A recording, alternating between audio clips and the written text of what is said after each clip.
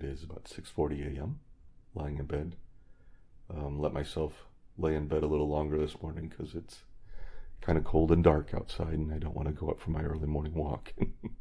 Had trouble getting up, but I was listening to some really good, I woke up about 4 again, which is what I seem to do lately a lot. And now I'm trying, instead of having screens in the bedroom, trying to be better practice on that. I listen to a book on tape, or I'll turn a light on and read a book. And I was listening to one of my favorite books on tapes, and it was helping. It helped me refocus now that I'm home. And when I'm home, I come home from such a long trip, a trip that I've been looking forward to for so long, and had so much emotional stressors in it. And then to get back, it's dangerous for me sometimes, because I usually go into a state of depression. When I get back from this, it's back into the routine, no longer have that to look forward to. And I'm monitoring myself this time and trying to do good practices to try to maybe not alleviate that or eliminate that, but to reduce it. So maybe that's the right term for it. Reduce the effects of it, but also to accept it. And depression isn't always bad. I mean, depression, let's put it this way, sadness isn't always bad. And sadness sometimes is good if you can allow it to affect you, and if it's temporary, it's could be good. But this morning I was listening to a podcast, and a woman was talking about limiting what you share online. And I think that's a really good topic to mention, especially since I'm launching this podcast.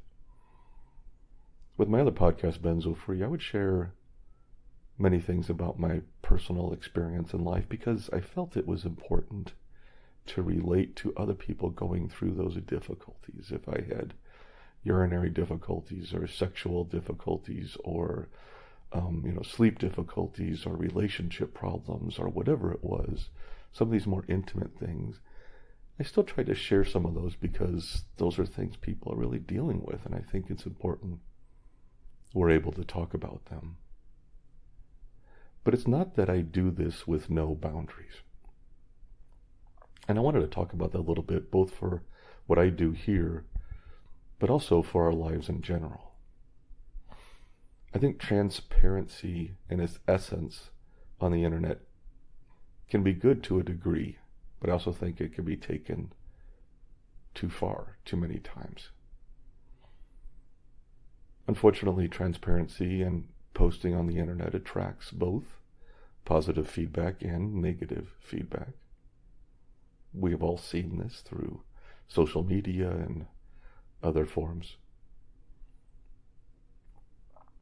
And so when you actually are a content creator, as I've been with my other podcast for 4.5 years, and I'm now with this new one, I do believe it's important to have boundaries.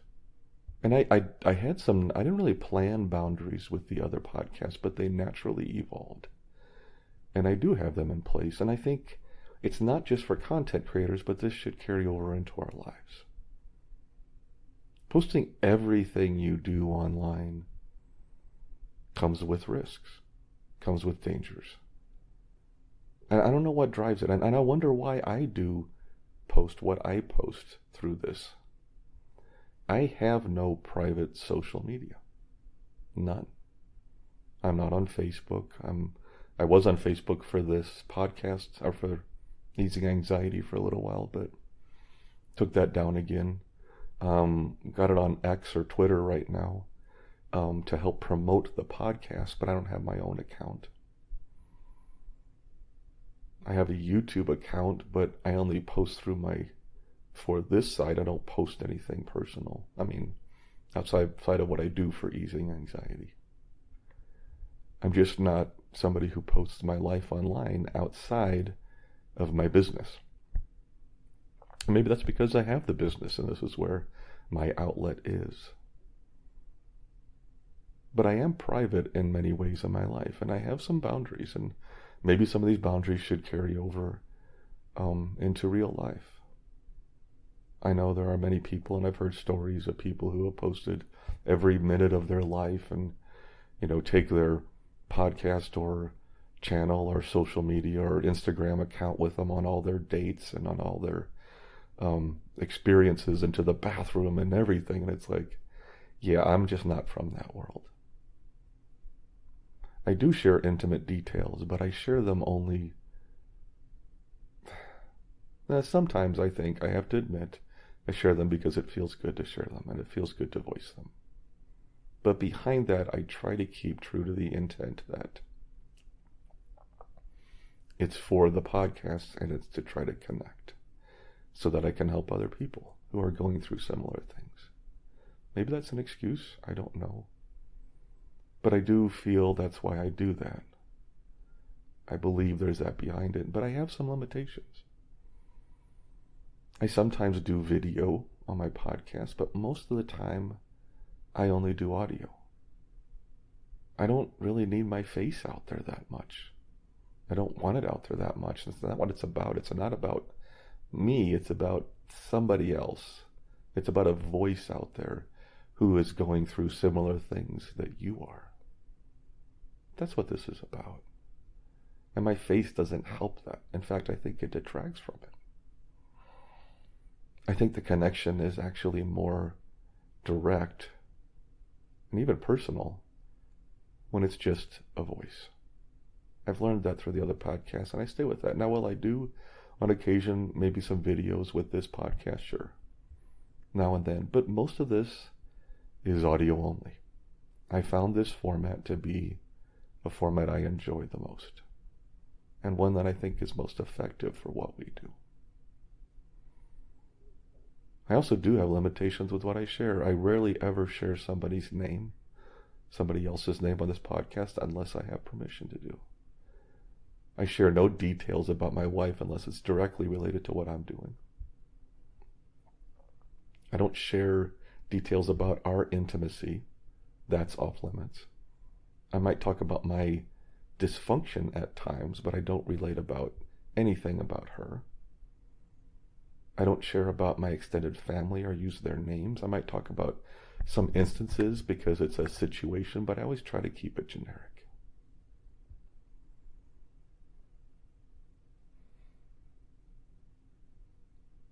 I say where I live is being Colorado. I don't in general say specifically where I'm at because I don't need to. It doesn't really affect what we do here. Keeping some things private is important.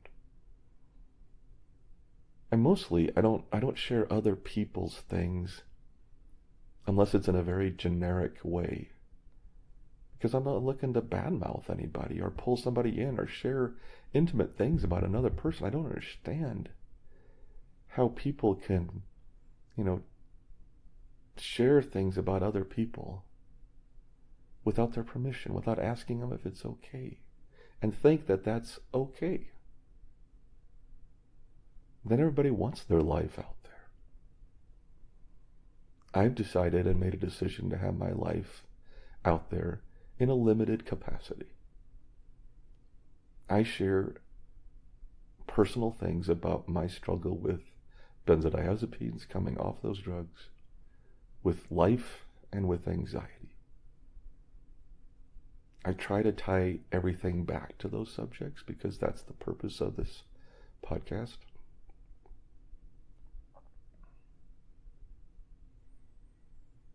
But maybe I fail at that sometimes, and I'm sure I do. But I think we need to ask ourselves, if we post our entire lives online, why? Why do we do that? Are we looking for, are we so desperate that we need that verification, that approval, that attention? I know we live in a world where we need attention. Many people crave attention. And social media and other digital media forms can provide that. But it can be addictive. And it can turn south. I am still an in-person kind of relationer. Is that a word, a relationer? It is for now. My relationships that are most valuable are always the ones that I have in person. In fact, one of my goals on this podcast is to travel around some Not right away. That journey I just did got me back home, and I'd like to stay home for a little bit this time. But to meet with people in person, to talk with them, and seminars or just meetups or groups or wherever. I love that part. That's one of the things I loved about teaching, was being in a room with people and just talking with them and talking through issues and educating and, but mostly relating. And I think it's something, hopefully I didn't make a loud noise. I dropped my recorder a bit, but I'll try to fix that, even though most of the stuff I'm not fixing too much. Anyway.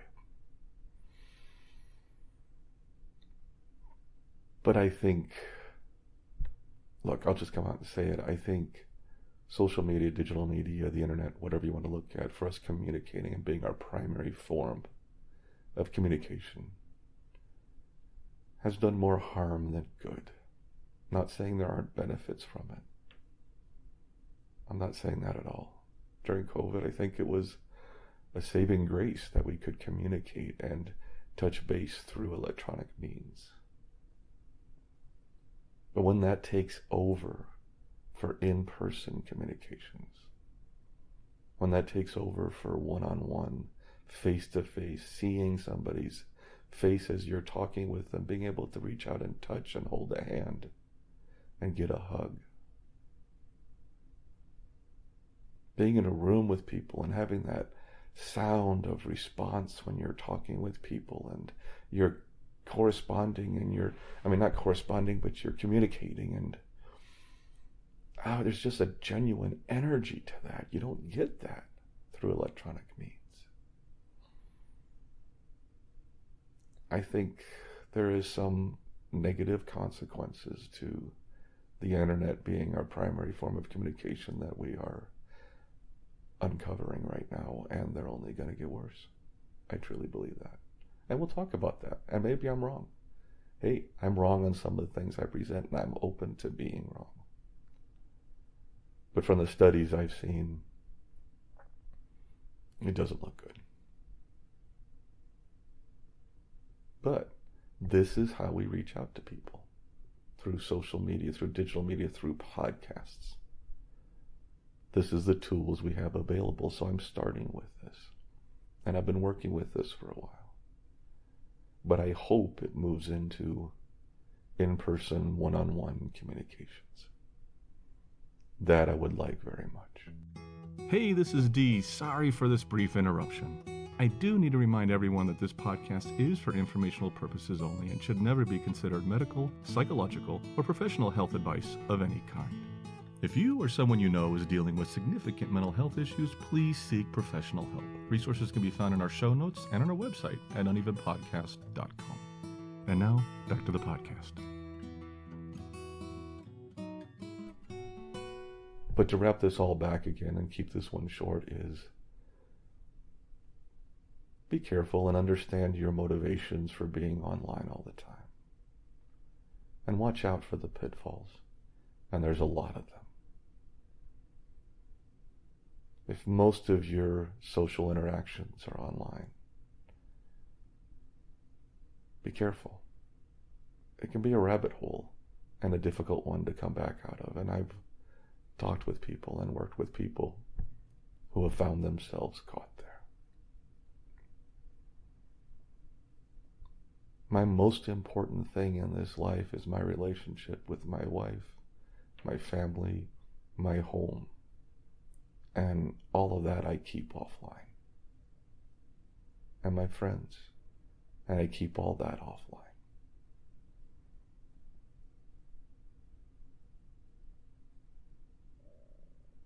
Maybe that's for you, maybe it's not. But it's something to pay attention to if you suffer from depression, and most of all if you suffer from anxiety. Be careful, because the internet, I'm afraid, is more a cause of anxiety than it is a cure.